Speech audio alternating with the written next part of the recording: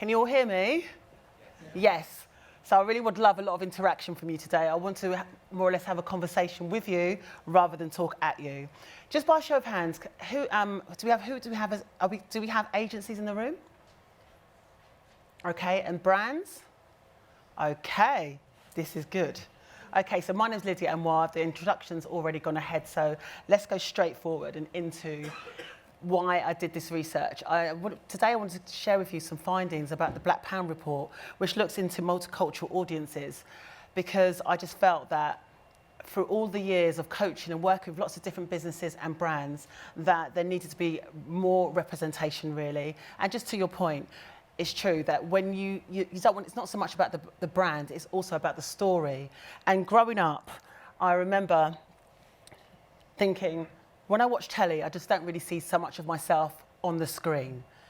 And that can have, if you're not a confident, strong person, that can have real psychological effects on an individual, because there goes the saying, if you see it, you can believe it, and then you can become it. Would you agree? Yeah? Yeah? Okay, thank you. So, in London, we have 8.8 million people that live in London alone. Did you know that? It's a really beautiful, multicultural city, I would agree with you. And of that, 41% are Black and minority backgrounds. So if you think about it, that's pretty key. And I go into a lot of agencies and I talk to them about what's happening with your agency, who's your audience, who do you want to speak to? And obviously you want to speak to human beings, correct? Yes. You want to tap into people's minds. Basically, you want to speak to me. And you want to speak to you. You want to speak to everybody in this room. That's really, really vital. Sorry. So with the Black Pound report, there was a documentary that I did. We interviewed lots of different people. And this is just some of the feedback of what different people from different backgrounds said about brands and agencies. And they don't really know that it's agencies, really. They just look at it, this is the brands making these decisions. So you can read it for yourself. There's a lot to celebrate. We simply don't want to be tick box exercise, because people know when it's a tick box exercise. And I'm not talking at you, I promise you. I know I'm standing here really like firm, probably sound like a school teacher telling you off. I'm not. I just want to let you know from the research that I did, this is the real feedback that people have given. And you can use this for your benefit to reach the audiences. So when it came to about being a consumer, I mean, I've had an experience where I've walked into the shop and I've just had a bodyguard. I'm like, this is great. Obviously, it's not a bodyguard, because, they're walking with me just to assess, am I actually going to put something in my bag? Yes, I will do after I've bought it. So that's not really the best customer experience. That's not the best customer experience. And I know that Asif won't mind me telling this story. Asif, he works at the Telegraph, and before he got into working in diversity, he was a police officer, and he worked for the Met Police. And he said he went into Gucci at the weekend with his children, just wearing a tracksuit, and his wife said, go out and buy me a Gucci handbag. So he walked into Gucci, and I don't know if any of you represent Gucci, and if you do, but they were literally, do you? Oh dear. Okay. But they walked in, and he said he was followed from the moment that he walked into the store and with his children. And when it came to looking at the bags, he asked us, what colours are the bags? Do they come in? And they just said, look, it's this particular price. He said, I didn't actually answer the price. I just want to know, does this bag show up in pink? And then, they showed him the pink bag, he bought it, and all of a sudden, it was too late to do damage control, crisis management, too late, forget about it, And he bought the item, yes he did, because his wife would have killed him, but at the end of the day, that's just not the best customer experience. So there's no surprise when you hear that 70% of people from Black, Asian and minority backgrounds do not feel completely satisfied with the consumer experience. So we're talking when it comes to going on holidays, when it comes to, walking into a shop, all of this. And so I just think actually, as alarming as these figures are, it's actually something you can do something about this if you desire. Do you? Yes. Yeah? Okay, that's great to hear. So I don't know if many of you saw this one last year. Did you see this? Because this year, now it's Black History Month in America. So this shoe was launched around that time. And Katy Perry said, I was so saddened. It was brought to my attention. It was being compared to painful images. You know the the gollywog, basically. It's not a very nice word to even say it, but basically, it's this really what this shoe represents. So you just think, who was at the table? So you know this talk is about the cost of not having inclusivity, having loads of different people at the table. I mean, who walks into work and says, I can't wait to be left out today? I really can't wait to be gaslighted at the table. It's a wonderful experience. No, everybody wants their voice to be heard, whoever you are, wherever you're from. Everybody's got ideas. And I know the advertising industry has got some big, big personalities, but there's also some people that are really introvert and quiet that have got amazing ideas to bring to the table. So this isn't just a story about ethnicity, although that is a big area of my focus. It's about including all people at the table. I don't like being ignored, and I'm sure you don't really either. You don't look like you like being ignored either. So, here we go. And then Nivea. Does anyone work with Nivea here? Come on, don't be embarrassed. Okay, so this is what Nivea did. I mean, if I was in the room with Nivea, if I was at the creative agency, I would have said, do you know what? That's not a really good idea. A black man kicking his head off, number one, is not a good thing. Don't do it. But also, you're saying his hair is ridiculous. But if he uses your product, it's amazing. It's not, and there's so many messages in there. Can you see why that advert didn't work? Can you? Yeah. Who was at the table? Oh my gosh, it's really sad. But then this is a comment, that's the thing. You don't have to have these things. Because it gets to a point where people are thinking, okay, is this just for actually getting audience engagement? Maybe make a big, massive mistake, lose loads of money just to get attention because, all news is news, right? But this is just ridiculous. So, again, it's not to be putting people down or making you feel terrible. It's just giving you examples of have more people at the table. Then this one. Did everybody in the room see this one? Yes, I'm probably showing you a lot of things that you've already seen before. Again, this was launched at Black History Month again. I just wanted to see what would happen this year. I was eagerly looking for the newspapers, on my Google alerts, brand mess-ups, brand cultural mess-ups. But yeah, and this is how much it sold for, £688. I mean, oh my gosh. And it still stayed on the market. It still remained on the market. So, 66% have said, look, representation on television. I must say it is changing. It's not all terrible, but it's a gradual story. You just want to see more and more. And every time you speak, I was like, yes, I love that. It's about the experience. You want to see yourself in it because when you do, you become more invested. You thought, okay, I really relate to that story. So again, this is the black, Asian, minority audience is worth 300 billion, but I would estimate it now at 500 billion because that last research that was done was back in 2012. We're in 2020 now, and the population in the United Kingdom is just growing exponentially. So if you think about that, that's disposable income. Wouldn't you agree that's quite a lot of money? Quite a lot of cash. Quite a lot of cash. That's me doing my television bit, and it's Anyway, I tell you what, when I had the opportunity just to prepare 3 shows, one was on racism in sports, because I'm a patron for Show Racism, the Red Card. And today, if you look at the Daily Telegraph, you'll see Paul Canaville, double-page spread in the Daily Telegraph. Really proud of that. Little plug for him there.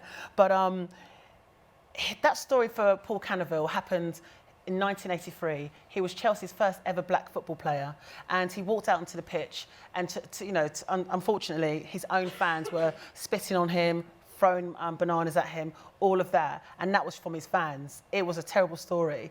But I'm just happy for him. All these years later, he's been able to share his story in such a way that it informs so people can make better decisions because it's all part of the story. Okay. So this is, again, so you saw the photograph of me in the beginning, right? Blonde hair.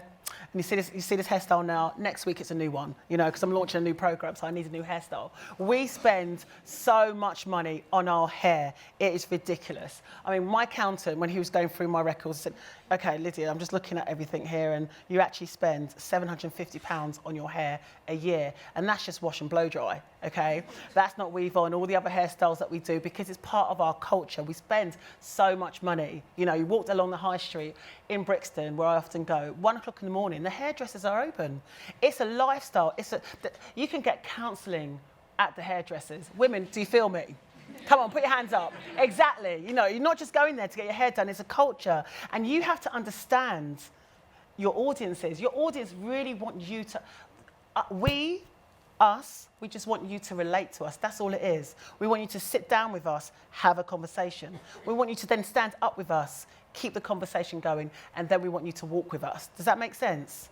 You need to sit down with us, stand up with us, and walk with us. And that way, listen, we all make mistakes, that's fine.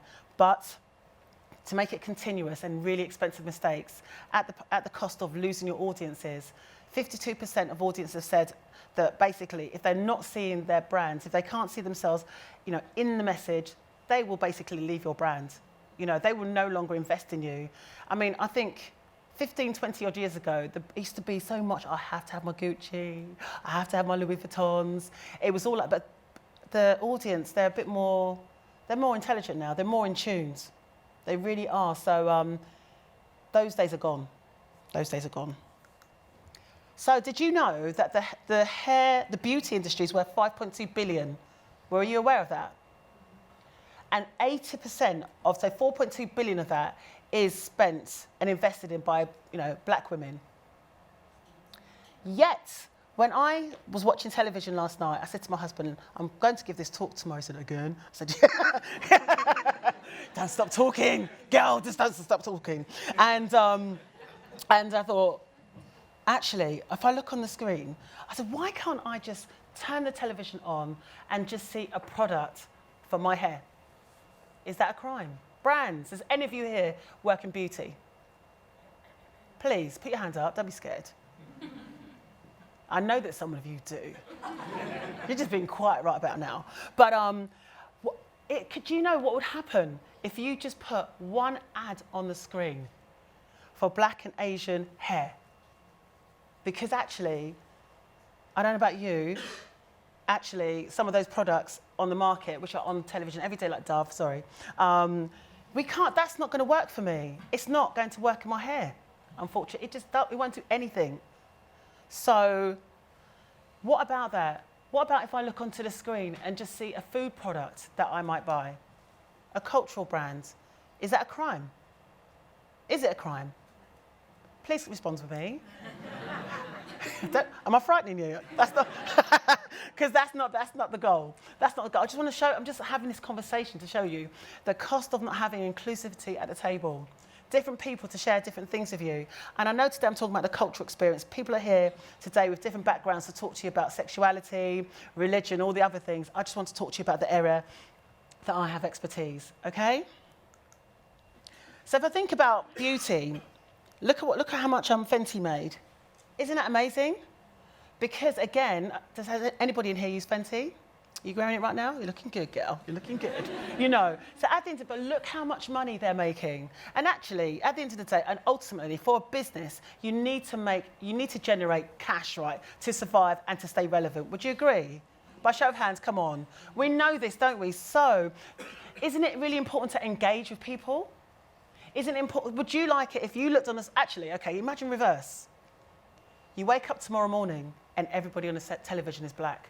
What are you going to say? Really, what are you going to do? What will happen? It will just seem like, what? And it was like this for a whole year. What would you do? What would you do? I think there'd be riots. But I just wanted to share with you just some values of the markets. And here we go. So I call it the multicultural pound because I'm not too sure, because there's not many people. I don't like this word BAME. Even saying it feels like a swear word to me. And I don't really swear, okay? But I'm swearing right now when I say BAME. Because We are multicultural. All of us in this room. Has anybody done Ancestry.com? We are all interconnected. You know, we are multicultural. The BAME reference is not the greatest reference. Anyone who represents and falls into that category. Do you like the word BAME? Do you? No. Do you? So I can ask a few people. My research is really good because there's not many here. But, you know, so therefore, my whole thing is this year, it's all about raising awareness around language, because language is absolutely key. Would you not say? Really important. So, multicultural pound, this is globally 3.4 trillion. And then if you look at the purple pound, does everybody know what the purple pound is? That's the disability pound. So people from, okay? So that's 8 trillion globally. Pink pound, do you know what the pink pound is? Yeah. The pink pound, or it's called the Dorothy dollar in America, is 3.7 trillion, okay? And then there's, well, it can be called the grey pound, but I like silver, you know. Do you like it being called silver? You do, don't you? Yeah. Well, okay. I'm trying to be inclusive here. Okay, so here we have 15 trillion, okay? That's a lot of money again. So if you think about the audiences that you really benefit from having that conversation, can you imagine? It's not just about having a focus group, but can you imagine just reaching out and just saying, you know, you are really valuable. I would love to find out, what are you interested in? You know, what do you want? Isn't that what brands want? Is that true? Would a brand like that? To get into the mind of your audiences and understand what your needs are. I think that's really important. Speak to us, speak to your audience.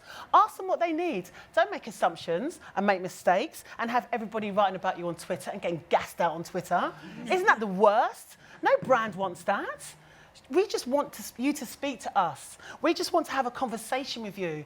I just want to get into my mind, to know what motivates me and drives me. That's all. All I want to do is walk on television and say, oh my God, not walk on television, but, you know, turn the TV on and say, okay, you know what?